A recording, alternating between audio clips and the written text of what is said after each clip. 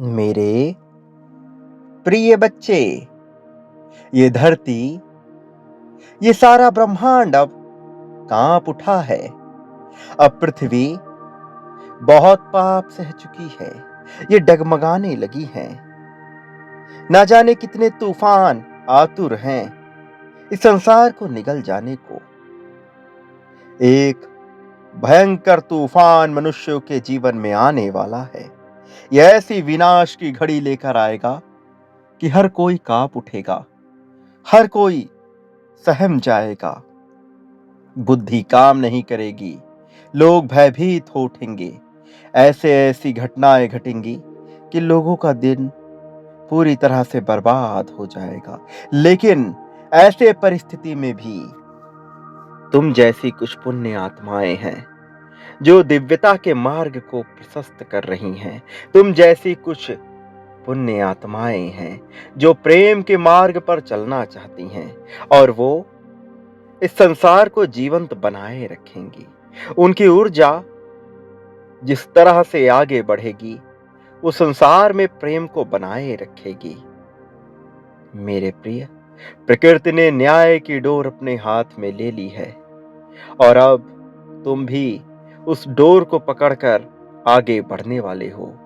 ये युग परिवर्तन की आधारशिला रखी जा रही है और तुम इसके कर्णधार होगे, सूत्रधार होगे।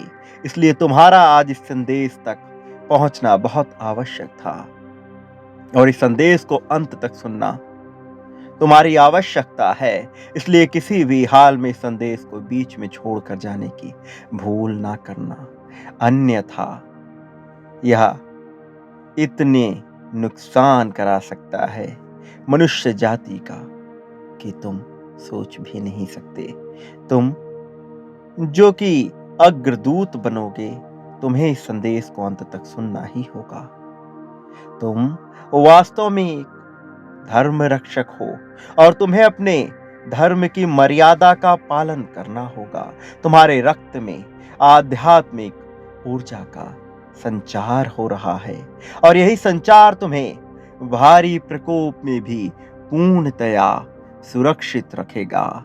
मेरे प्रिय, यह न्याय का वर्ष है, ये कर्म फल का वर्ष है, ये शनि के प्रकोपों का वर्ष है। ये वही वर्ष है जहां बहुत सारे लोग दुखों से जूझ के मर जाएंगे और बहुत सारे लोग खुशियों के बादलों पर उड़ते चले जाएंगे। प्रकृति में एक तरफ जहां विनाश विकराल रूप धारण करेगा, जहां चौतरफा विनाश होगा, जहां एक तरफ सब कुछ मटिया मेट हो जाएगा, सब कुछ मिट्टी में मिल जाएगा, वहीं दूसरी ओर प्रसन्नता के फूल भी खिलेंगे।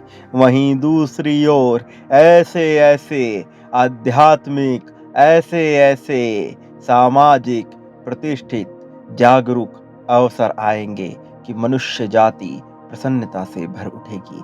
किंतु इन लोगों की संख्या बहुत कम है जो प्रसन्नता के गीत गाएंगे, जो खुशियों के बादलों पर तैरना सीखेंगे। जबकि धूमिल हो जाने वाले, धराशायी हो जाने वाले, अपने पतन को स्वीकार करने वाले लोगों की संख्या अत्यधिक है। मेरे प्रिय, धरती पाप के बोझ से दबी जा रही है। ऐसे चक्रवात, तूफान, आंधियां आने वाली हैं जिसकी कोई कल्पना भी नहीं कर सकता। ये महाविनाश की महालीला है और ये लीला प्रारंभ हो गई है। ये लीला कोई आज से नहीं रची गई है, ये मनुष्य जाति का शोक है जो आज उनके समक्ष ऐसी घटना घटने वाली है। मेरे प्रिय, लोगों के मन में ईर्ष्या इस तरह से बढ़ गई है, लोगों के मन में दुख इस तरह से घर कर गया है कि वो सुख के बीच रहते हुए भी दुख को खोज लेते हैं। स्वर्ग में रहकर भी नर्क को ही याद किया करते हैं और इस वजह से उनके मनो मस्तिष्क में ऐसे ऐसे दुख छाने वाले हैं कि वो सोच भी नहीं पा रहे हैं। पिछले कुछ सालों में मनुष्य जाति को इस बात का आभास कराया गया कि वो हार रहे हैं। मनुष्य जाति को इस बात का आभास कराया गया कि उन्हें क्या नहीं करना चाहिए। लेकिन जैसे ही वो तूफान थमा, लोग फिर से उसी तरह की लीलाएं करने लगे। लोग फिर से वही कार्य करने लगे, वही ईर्ष्या, वही द्वेष और उसी तरह का भ्रम उन्हें पैदा हो गया।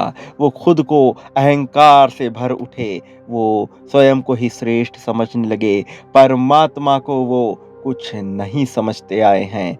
मेरे प्रिय, यही कारण है कि अब उनके विनाश को कोई टाल नहीं सकता। अब उनके पतन को कोई रोक नहीं सकता। मनुष्य के साथ पशुओं जैसा व्यवहार करने वाले अब स्वयं पशुओं के हाथ मारे जाएंगे। आज कोई कितना ही धन, ज्ञान या सम्मान का अहंकार क्यों ना कर ले, वह संपूर्ण सृष्टि का धन देकर भी एक पल का जीवन खरीद ना सकेगा। क्योंकि काल के लिए कोई छोटा या कोई भी बड़ा नहीं होता। मेरे प्रिय, जो सोया हुआ होता है उसे जगाया जा सकता है, उसे नींद से उठाया जा सकता है। लेकिन जो सोने का नाटक रच रहा हो, जो सोने की केवल घटना परिकल्पित कर रहा हो, उसे कदापि उठाया नहीं जा सकता है। और आज इस धरती पर ज्यादातर मनुष्य सोने का स्वांग कर रहे हैं, जो काल को आते देखकर भी अपना नाटक नहीं छोड़ रहे हैं। यह पृथ्वी आज भी स्थिर इसलिए खड़ी हुई है क्योंकि यहाँ पर तुम जैसी कुछ पुण्य आत्माएं हैं, जिनके भीतर प्रेम, करुणा उफान मार रहा है, जिनके भीतर सौहार्द है, अपनापन है, मित्रता है। मेरे प्रिय बच्चे, मैं देख रहा हूँ लोग अंधकार की कोख में डूबे जा रहे हैं। कोई प्रकाश की ओर बढ़ना नहीं चाहता। लेकिन ऐसे क्षण में तुम प्रकाश की वह दिव्य ज्योति, वह प्रकाश स्तंभ बनोगे जो अपने साथ साथ सबको ही दैदीप्यमान कर उठेगा, जो अपने साथ साथ बाकी सबका भी भला कर देगा। मेरे प्रिय, तुम जीत की ललकार बनने वाले हो। तुम्हारी आवाज लोगों के हृदय में गूंजती रहेगी। तुम्हारी आवाज में वो ताकत होगा कि तुम किसी को भी जगा सकते हो, चाहे वो सो रहा हो, चाहे वह सोने का नाटक कर रहा हो। तुम्हारी आवाज में मैं वो गरिमा, वो मधुरता और वो ज्ञान भरने वाला हूँ जो कोई सोच भी नहीं सकता। तुम अभूतपूर्व हो, तुम अति विशिष्ट हो और इस घोर संकट के समय में भी तुम्हारा जीतना सुनिश्चित किया जा रहा है, क्योंकि ऐसा होना बहुत पहले से तय हो गया था। मेरे प्रिय, कली सबको अपनी ओर खींच रहा है, सबको परमात्मा से दूर कर रहा है, सबको अंधकार में ढकेल रहा है। हर कोई अंधकार का स्वामी होता जा रहा है, हर कोई अंधकार का दास भी होता जा रहा है। ये माया है, ये माया जो लोगों के भीतर दिग्भ्रम पैदा कर रहा है। और यहाँ पर बहुत से प्रचलित और आध्यात्मिक मनुष्य भी अंधकार की कोख में समा गए, अंधकार की गोद में गिर गए। लेकिन मेरे प्रिय बच्चे, मैं तुम्हें आश्वस्त करता हूँ कि मैं जब तक तुम्हारे साथ हूँ, तुम अंधकार की शरण में नहीं जाओगे। और मैं सदैव तुम्हारे साथ हूँ, क्योंकि मैं ही काल हूँ, मैं ही विनाश भी हूँ, मैं ही रचयिता भी हूँ और मैं तुमसे ही उत्पन्न हुआ हूँ, तुम मुझसे ही उत्पन्न हुए हो। हम दोनों एक दूसरे से अलग नहीं हैं। यहाँ कुछ भी द्वैत नहीं है, यहाँ सब कुछ अद्वैत है। यहाँ सब कुछ एक ही है। यहाँ सब कुछ प्रकृति से ही समाहित और प्रकृति से अलग भी है। यहाँ जो कुछ भी है उसकी एक विशिष्टता है।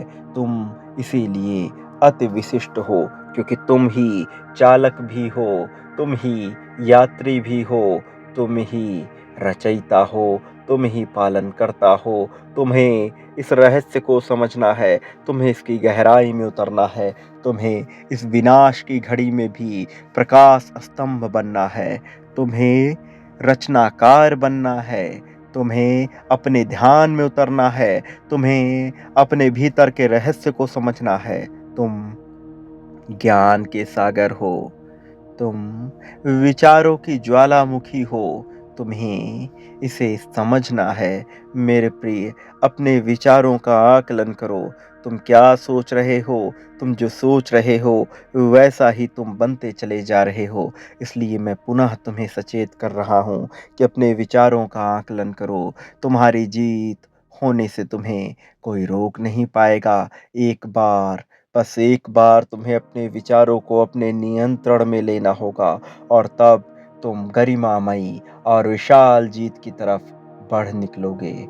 मेरे प्रिय, सदा याद रखना, मेरा आशीर्वाद हर हाल में तुम्हारे साथ है, चाहे कोई तुम्हारा साथ दे या ना दे।